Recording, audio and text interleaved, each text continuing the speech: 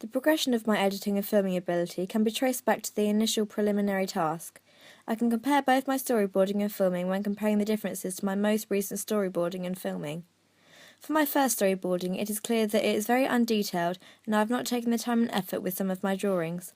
Also, for my first storyboarding, I didn't include as much detail in the side boxes that may have perhaps been needed, such as the dialogue and the specific times of each individual shot. It shows little knowledge and use of cinematography, aside from a few various shot types that we had previously learnt.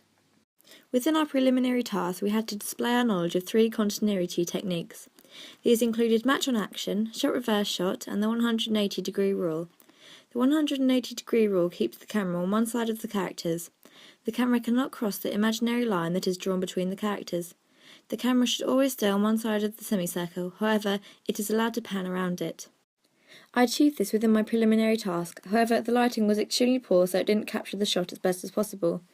I didn't use this shot in my final edit as I only had the one character, but if I had had the 2, I'd have displayed this with much better lighting and camera quality.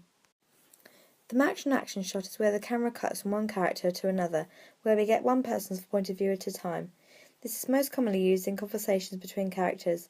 I also didn't apply this within my opening sequence, as I used just the one character, but as my film would progress into more characters, I'd put this action into practice and apply it to my film.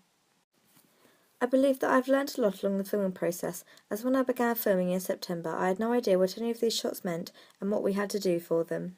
During my second storyboarding, I had to take more into consideration compared to my initial storyboard. Crucial aspects such as lighting, costume, props, character and location.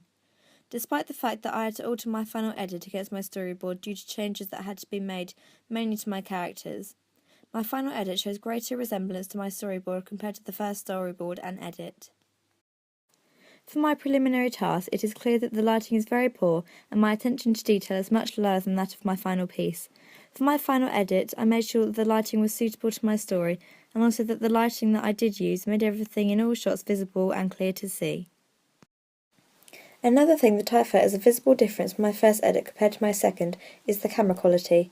In my preliminary task, it is a small Philips Full HD 1080p camera which was suitable for taking quick photos of my storyboard, however it didn't capture the detail and colours when it came to the filming. For my final edit, I used a Canon EOS 1100D like stated earlier, which gave it a considerably more professional look to it and feel which was needed for my final piece.